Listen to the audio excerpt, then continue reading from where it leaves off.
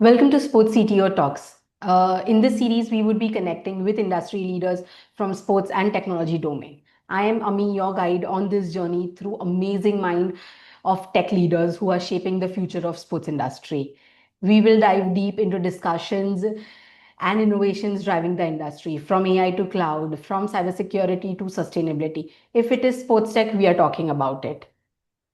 Today, we welcome our guest, Francis Casado. I hope I have pronounced your name correctly, and I'm sorry if I have not. So, he's the co founder and chief revenue officer of 3D Digital Venue, a global leader in venue mapping and 3D virtualization. Francis has spent more than a decade at the intersection of sports, live entertainment, and technology, helping clubs, leagues, and ticketing companies all over the world to revolutionize fan journey. At 3D Digital Venue, his team creates digital twins of stadiums and arenas, enabling fans to explore immersive seat experiences, compare views, and buy them with confidence. Today, we will dive deep into discussions about 3D seat previews from the right person and understanding about it and how, hesitation turns into purchase decisions. We welcome you, Francis, on the podcast. Thank you very much. It's a pleasure to be here with you all. Absolutely. So my first question to you is a very basic one. How do your research or data, which has shown, visual confidence, like the 3D seat previews has impacted fan decisions or the process of fan decision making? So thank you for the question. So obviously, when you build a 3D digital twin or whatever you want to call it today, it's a common practice in the industry to call it digital twins. They are intended for a wide variety of purposes. But obviously, the first one and the one where we excel the most is helping organizations that are building new venues. When there's a new build, there's often, hesitations or fears about how the final construction is going to look like. The digital twin, the way we build it using video game engines, gives you accuracy down to the seat, normally 99.9% of accuracy, guaranteeing that we can detect sidelines or any other obstructed views ahead of the opening. With this, we can provide a tool that is comprehensive for every stakeholder of the club or the venue organization. So, for instance, the operational guy or the guy in charge of marketing, even though they don't have a specific knowledge about construction, they can take informed decisions about that. And that's what makes this service unique. So being able to sit down all the stakeholders and take informed decisions before the construction is even built is what is helping us, convincing those clients that they need to use our services. And after that, they can convince their customers if it makes sense to pay for something that is not even built. Correct. So, are there any psychological triggers, like what you might have faced, growing into the 3D digital space, that do people need to see it or they abandon the cart at the end of the day? Or, what happens? What is the process? The process is once we have those virtual views created, we normally integrate this with any e-commerce platform. Sometimes it's a platform just to sell tickets or season tickets, or sometimes it's just to sell premium spaces. And as you said, more and more our clients are asking us to do this online because it doesn't matter. It doesn't make sense anymore just to go and sit down at the construction stage or just to have any other type of interaction. So creating an online purchase flow with 360-enabled CPUs guarantees that we'll reduce friction because customers, they feel integrated, they feel more trust, and they feel themselves as part of the process. And after that, being able to understand how the venue looks like even before it's constructed allows them to take those informed decisions. In addition, we've seen that clients sometimes spend more time checking the views during an online ticket purchase flow, but at the end of the day, they end up purchasing bigger amounts. In other words, the average transaction value normally goes up a percentage of roughly 20% more because they feel more confidence and they understand what they are going to do. And the most important thing is we provide those assets and we guarantee that everything is visible on any device. So if they can just they want to check it through their mobile phone, they can do it.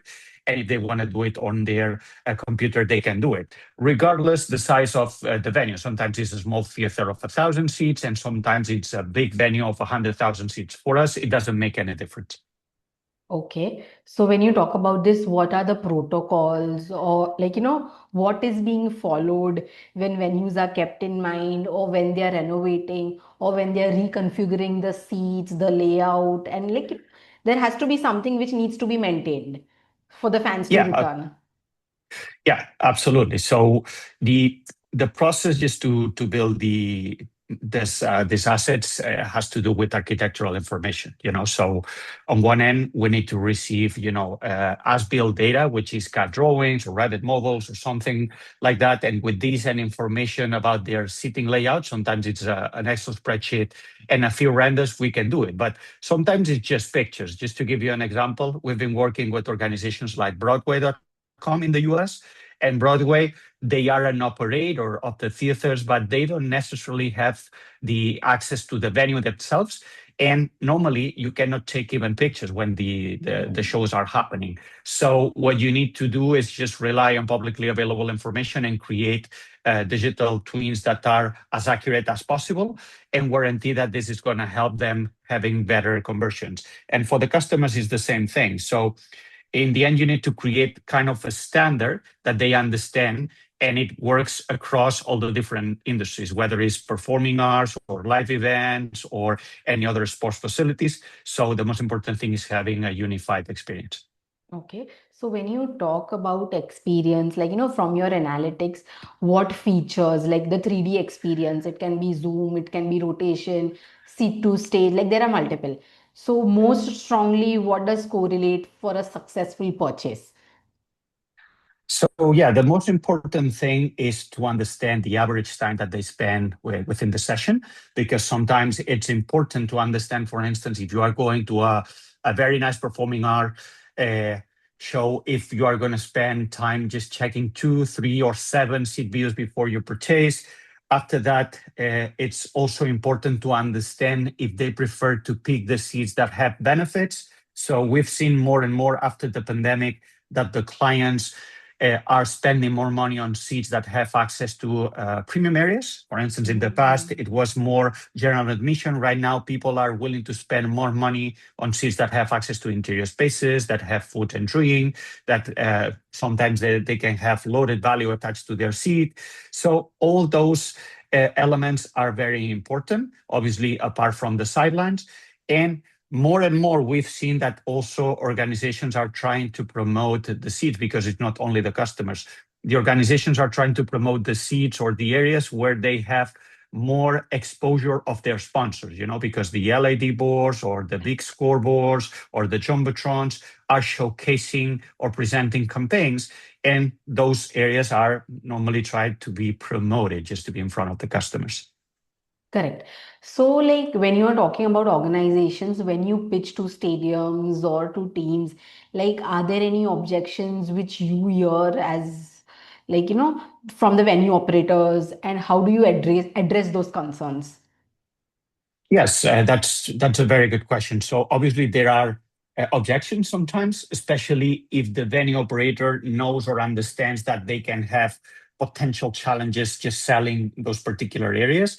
Just to give you an example, I'm not going to mention the names, but big organizations or big leagues, they prefer to offer a best available seat rather than allowing their customers to pick their seats, because they are scared about generating a sideline and with that receiving a complaint.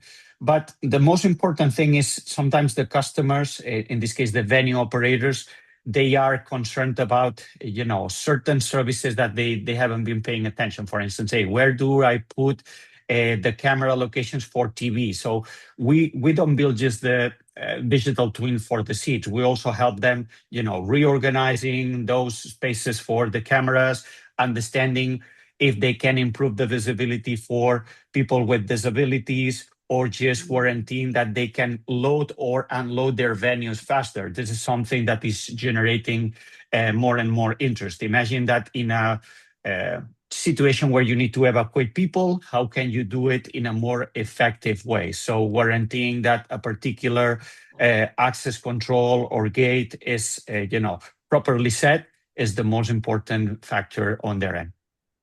Okay. So, when all these steps are followed, like it is there across multiple geographies or multiple Mhm. locations. It can be US, Europe, like Asia, multiple. So, like, have you seen any surprises in adoption in the fan behavior across different geographies?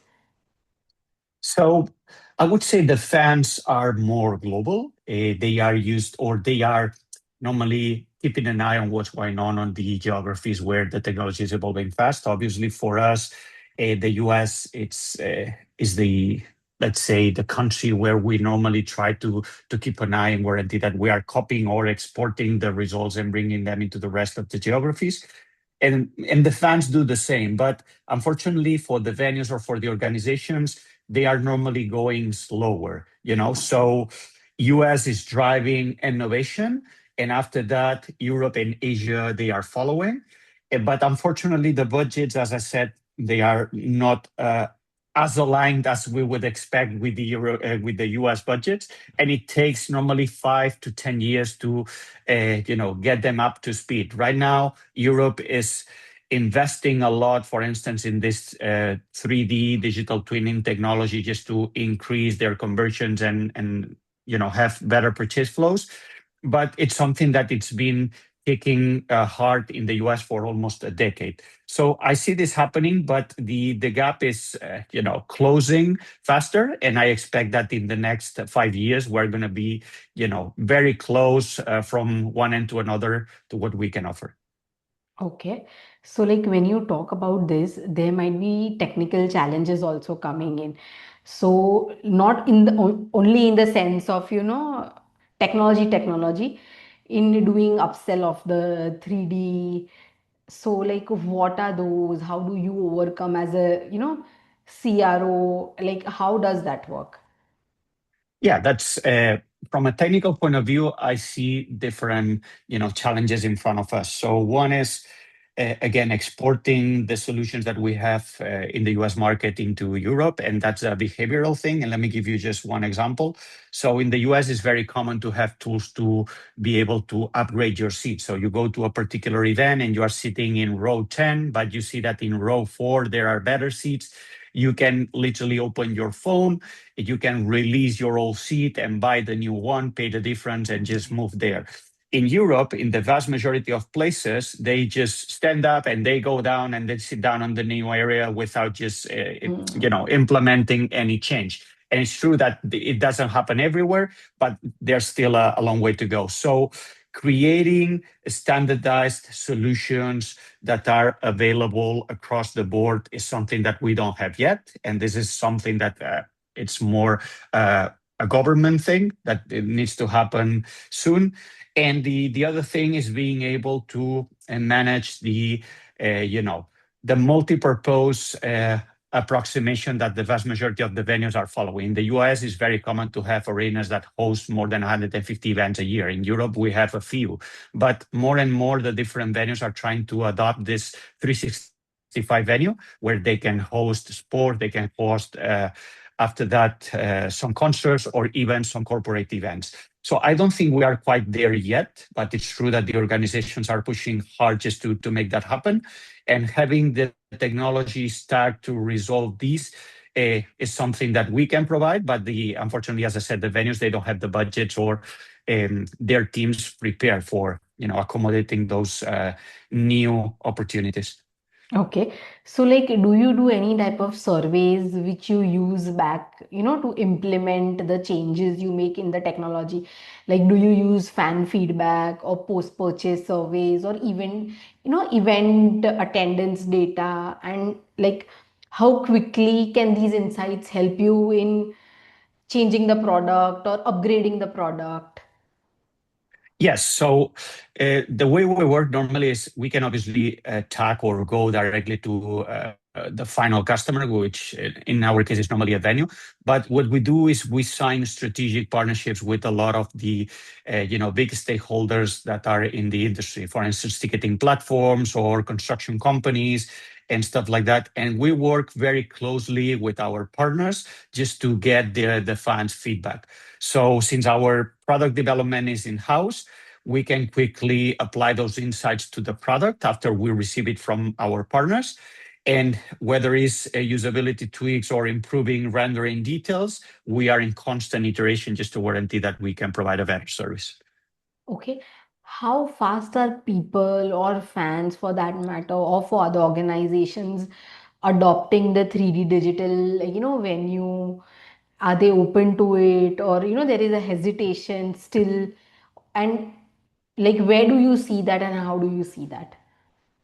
So it's true that in the past, as I said before, it took a while, but after the pandemic, it looks like the world understood that they need a better, let's say, digitization strategy. And right now, every customer understands that this is a must, and they understand that they need to spend money on that. But obviously, there are different levels of investment. One is just to have a digital twin to improve the conversion rates, or sometimes it's just to try to activate branding and sponsors in a different manner, because having a 3D digital twin guarantees that you can generate additional campaigns to expose new brands or new potential sponsors to the audience. So we believe that this is coming, and thanks to that, there's less hesitation. But as I said, from a budgetary point of view, I believe Europe and Asia, they are still a little bit behind to what the US is doing. Just to give you an example, a top team in Europe sometimes spends what a mid team in Major League Soccer would spend. And Major League Soccer is like the fifth league in terms of investment in the US. So we're closing the gap. But as I said, I cannot talk about the big teams because they are spending the money, but I'm talking about the average, let's say, venue or team. And that will happen. The hesitation is disappearing, but now they need to understand that the budgets need to be adapted to cover that gap. So, how are teams or venues leveraging the 3D seats previews when you talk about beyond just ticket sales? For example, Mhm. it can be sponsorship activation, it can be fan engagement campaigns, or venue tours. Like, how does digital twin works there in all Yeah. those spaces? I would say the most interesting one for the venues or for the organizations, and especially when they build a new venue or they refurb some spaces, being able to showcase, pre-visualize, and especially pre-sell all their spaces ahead of the opening. It's something mandatory. Forget the ticket sales for a second, but being able to understand how the premium offerings are going to be sold, it's very important for them, because normally 20% of their inventory represents 80% of their revenue. So that's super important. But the most important thing is that the 3D reviews have become a strategic asset. Okay, so as you said, they are not just limited to ticketing. They can serve sponsorship, they can serve marketing, they can serve this premium sales, as I mentioned, and sometimes even the architectural planning. Okay, so that's why a lot of our clients, they understand us just not as a ticketing add-on, but a cross-department platform that supports multiple revenue and engagement streams. Okay. So, like, what is the future? Like, when you look ahead, like, how do you see the 3D twins integrating with AI or even dynamic real-time rendering? And how can it help the fans at the end of the day to make better decisions? So yeah, we have already started working with the VR ready products. So, and we are also exploring AI driven customization and real time factors like lighting or stage setup. But the most important thing is when you integrate those assets with e-commerce platforms, the conjunction of AI and those digital twins is making the difference. We see more and more of our customers requesting, "Hey, can I create an AI driven or agentic AI purchase flow where I can talk to my AI Yes. agent and get a result on a visual manner?" And especially just to be able to reach more people, mid-age or even old people, they would feel, more comfortable accessing this. And the future for us is about blending accuracy with personalization. So making sure that every fan's buying journey is smarter and faster. Okay. So, like, you talked about VR, right? So, just if you could explain us a bit in detail about it.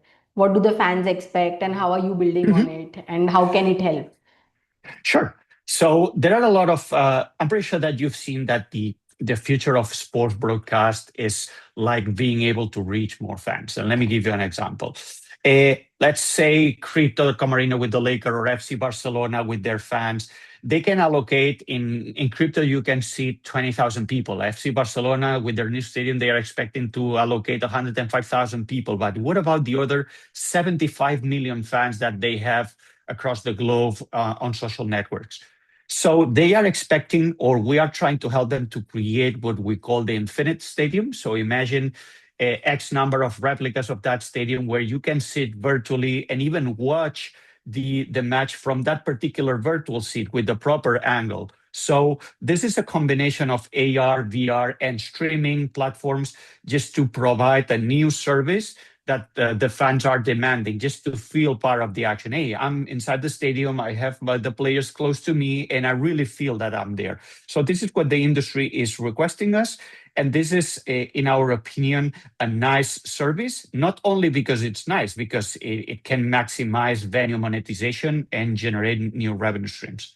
Absolutely. So, like, if we talk about just the next 1 year or 2 years, where do you see the 3D twins, like how it is, like, how is it shaping?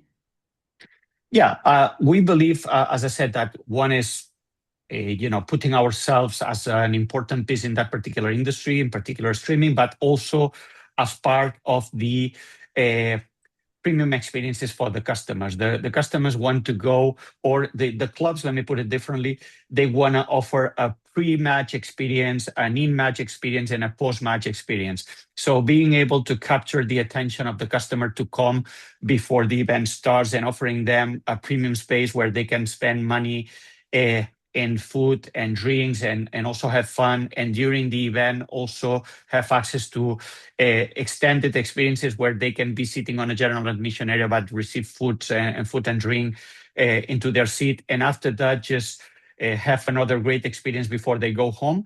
In the end, this is what they demand. It's important for them, but also important for the clubs and the organizations, because, as I said, the average transaction value or the average amount of money that they spend, it's way higher. And this is where we see ourselves for the fans that go in game.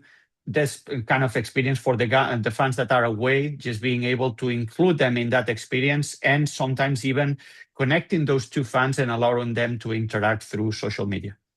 Okay. One last question, Francis. Like, there are a lot of sports startups these days, entering different verticals. So, Mhm. like, there might be sports startups who might be entering into the same vertical what you are into.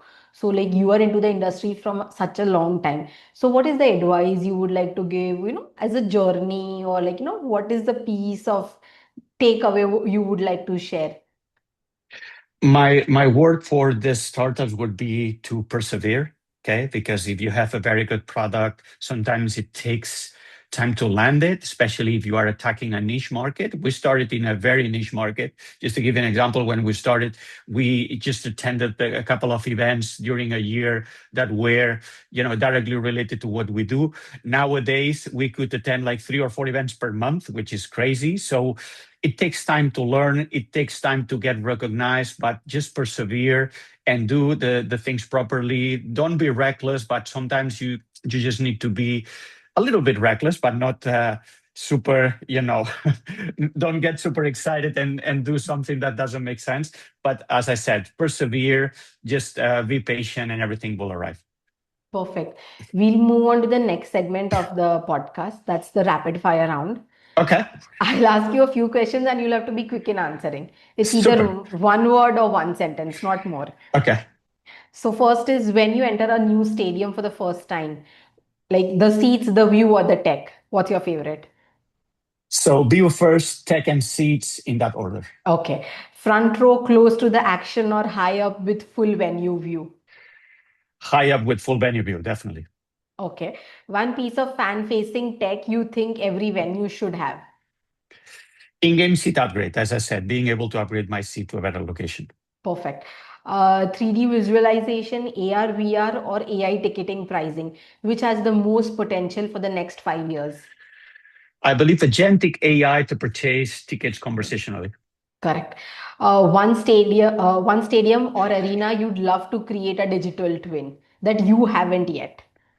This one is funny. So I would like to digitize the third team in Barcelona, which is Europa Football Club, where my son plays. Oh, that's a nice one. Okay. What's the most unexpected thing you've learned about fans when they pick their seats? People trying to find every obstructed view on a venue to publish them on social media.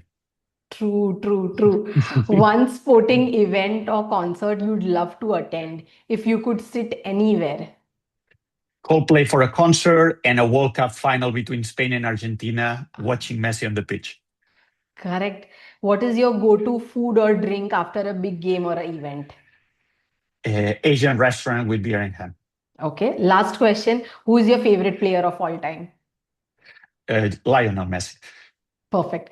We'll move on to the next segment. That's you'll have to answer just one question into 30 seconds. Yeah. Like, what is Okay. the role of AI in how 3D seat previews drive fan confidence and revenue? So I would say that artificial intelligence helps make 3D previews smarter and more personal. Okay. If it can analyze fan behavior to recommend the best seats, it can highlight upsell opportunities like premium areas, and even adapt the previews in real time on stage setup or event types. So that makes the buying process faster and more confident for fans, and it unlocks more revenue for venues. Thank you, Francis, for joining us today and sharing insights on the podcast. It's been great to be with you guys. Thank you very much for inviting me. Absolutely. So, everyone, let's stay connected and please share this episode with your friends, families, and the people who love sports technology. We will meet in the next episode. Until then, stay curious, stay inspired, and keep exploring.